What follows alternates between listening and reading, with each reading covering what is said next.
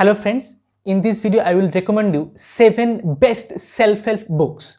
Okay, if you read only these 7 self-help books, you no need to read any other books. Of course, there are lots of good self-help books, but if you read too much of self-help books, then that's not going to self-help, that's going to be self-harm. So you need to limit your self-help reading at some extent. If you are a beginner, then these books are very good for you. These books are very good place to start with. And even if you read lots of self-help books, or if you have already read a little bit or less books, then you can begin with all these books. Okay, so I will recommend you 7 best self-help books, and at the same time, at the end of this video, I will recommend you one more bonus recommendation. I will give you one more bonus recommendation. So don't forget it just to watch that book, that is special one. Okay, so let's begin. And in these 7 books, I am trying to cover all the different aspects of our life, so that you no need to just jump into other kinds of books. Okay, so number 7 is Rolf Dobley, written by Rolf Dobley, and the title of the book is The Art of Thinking Clearly. Now this book is all about biases theory.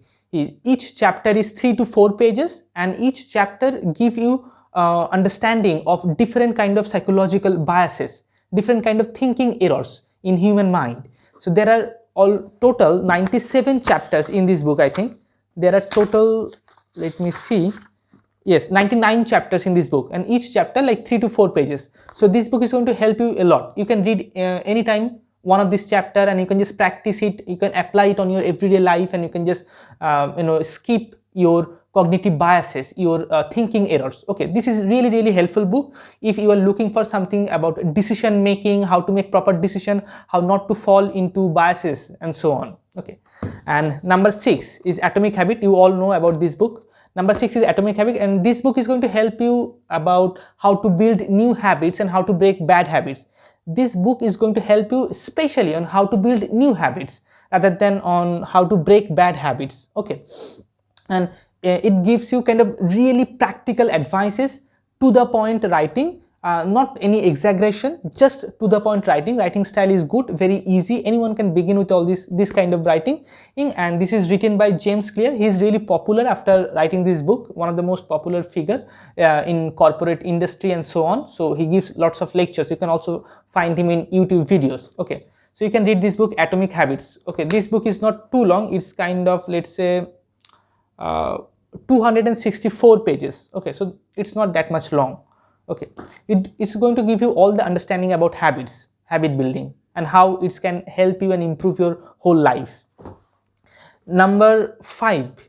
Okay, number 5 is Your Money or Your Life, written by Vicki Robbins. Your Money or Your Life, written by Vicki Robbins. Now this book is about financial freedom. It's about personal finance. There are 9 steps given in this book. If you follow each of these 9 steps, then you can attain your financial freedom. Okay, now financial freedom or financial independence is one of the most popular aspect of self-help and self-development. There are lots of other books like Rich Dad Poor Dad or Psychology of Money and so on. But I think this book, Your Money or Your Life, it is one of the most early writing, and this book gives you a total understanding of how to tackle personal finance and so on. There are 9 steps given in this book. If you follow each of these steps, and this is going to help you in order to attain personal finance. Okay, in order to attain financial independence. Okay, then number 4 is The Power of Habit, Charles Duhigg. Now Charles Duhigg is one of the most early writer who was trying to write about habits, and later we came to see this kind of writing by James Clear, Atomic Habit. Okay, Charles Duhigg, he was doing research. He was a journalist, and he also wrote 3-4 books, multiple books, and his writing also won different kinds of prize like Pulitzer Prize, and I think not Pulitzer Prize, but some prize his writings own. Okay, multiple, he wrote lots of different books. Now he was a journalist, and Charles Duhigg, this book Power of Habit, it was basically inspired from different war zone, different kind of statistical data, and it was also inspired from the writings of one of the most great philosopher and psychologist, William James. At the first, William James was the philosopher who was talking about habits, how habit form, in one of his classic writing, The Principle of Psychology. Okay, this is a philosophical text, and in that book he wrote one chapter about habits, and from there we see all other writers later on, just they are writing about habits, how to develop habits and why it is helpful. So if you search books on habits now on internet, then you will get like more than hundreds of books written on habits. Like there are lots of books, but this book, The Power of Habit, is one of the most early writing in the self-help genre about habits. And later we see one of the most other one, this the most popular and the most helpful is Atomic Habit by James Clear. So you can read this book. This book is especially going to help you if you are looking for something that will, how to break habits. In the last phase of this book, there is a chapter that how you can break your bad habits. Now, that chapter is going to be really helpful. I think in this chapter is much more better in this book rather than in Atomic Habits. Okay, now how to break bad habits in this concern. Now, so The Power of Habit by Charles Duhigg. This is a very interesting book. I highly recommend this book. Okay, don't forget to read this one.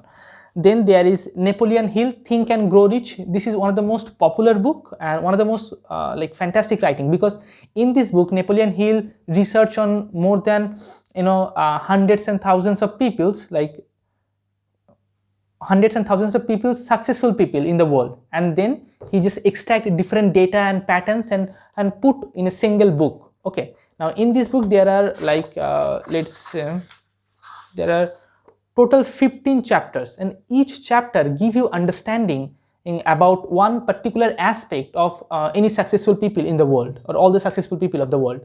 Okay, and how you can develop that particular mindset or that particular quality in yourself. Okay, and you just get to know kind of a roadmap. It gives you kind of a roadmap that how you have to develop your own identity. This book is one of the most early writing in 20th century, what today we know popularly as self-help genre, self-help books. Okay, so don't forget to read this book. This is going to be helpful. This is going to really helpful. It will give you kind of an total overall understanding of how you have to just tackle self-help. Language is easy, not that much difficult, and one of the most early writing, and it gives you total understanding of successful people, how they develop their different kinds of mindset, different kinds of aspect in themselves. Okay, so this is highly recommended. This is a really interesting book. Okay, read all the chapters of this book. This is a book that you have to just return time to time in your life. Then this book is Emotional Intelligence, written by Daniel Goleman. This is one of my most personal favorite. Okay, now this book is going to be a little difficult. When I read it, the language was a bit difficult for me. I read it like more than 7-8 years ago. This book, Emotional Intelligence, why it can matter more than IQ. Emotion, it has its own intelligence. Let's say let's say there are criminals in society, and some criminals, they're out of anger, in just few moments, in just few minutes, they do something that they have to give cost of that activity throughout their life. They are in jail and so on. They go to jail because of their criminal activities, but they do it out of anger, just let's say in 5 minutes or 10 minutes. So sometimes emotion just overtake our activity, our life, and we have to pay the cost throughout our whole life. So emotion is sometimes more powerful than intelligence. Whatever we plan, we rationally think, and we just reason and so on.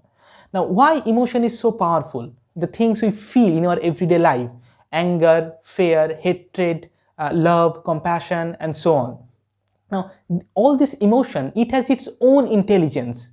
How to feel it, how to just calm it down, how to just experience it deeply or intensely, how to just lose it, how to be free from our bad moods, how to be free from past trauma, how to motivate ourselves instantly so that we can focus on our work.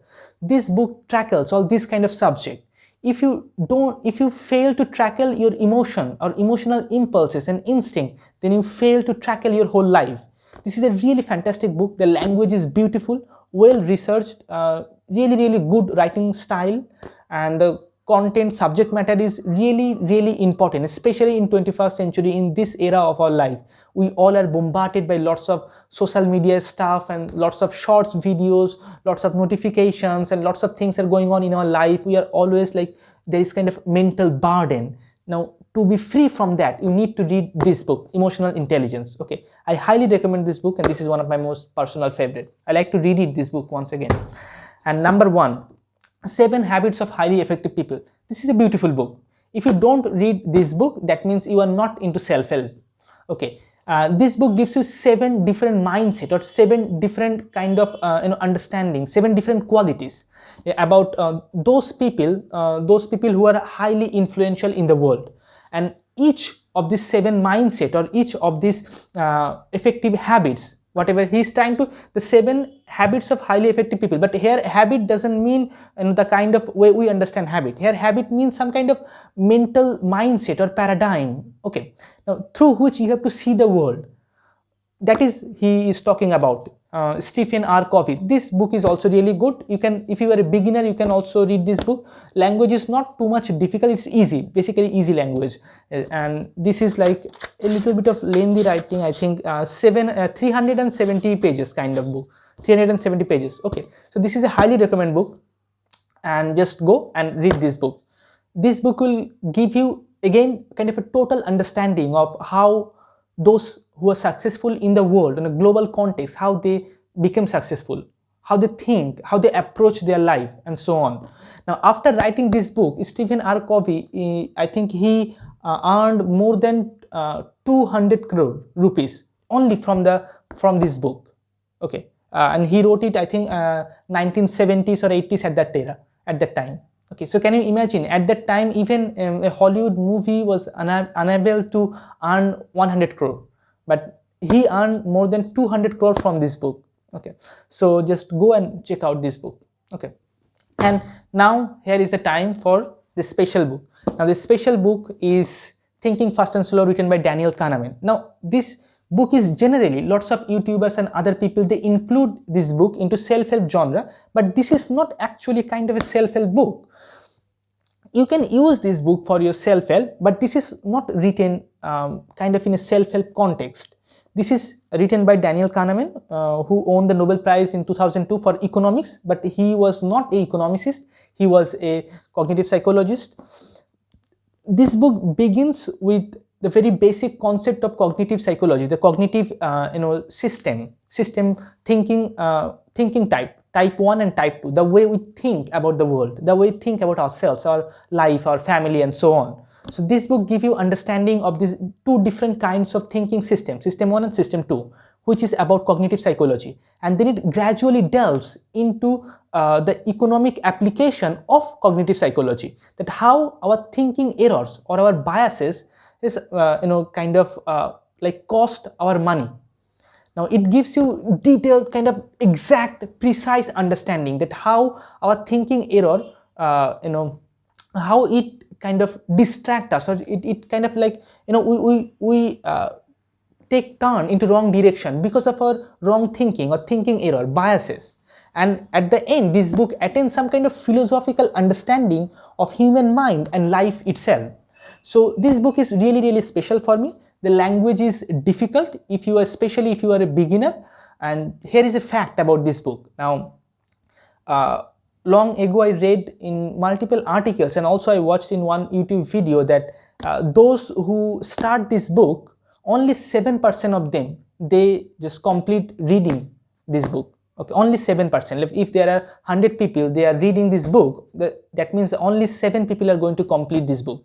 Okay, because the language is really difficult. Okay, so what you have to do, you have to just read it slowly, and once you are habituated with the language, then you are going to enjoy. The writing style is beautiful writing style, fantastic writing style. You are going to enjoy it too much if you understand all the context and whatever is trying to say.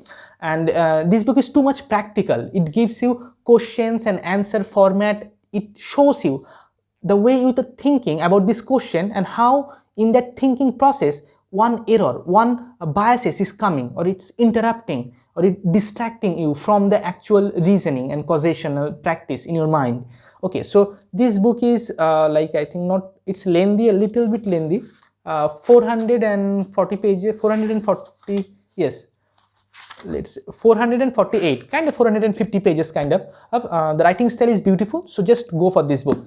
If you are not a beginner, then I will just recommend you just read this book. And this book demands multiple reading in your life.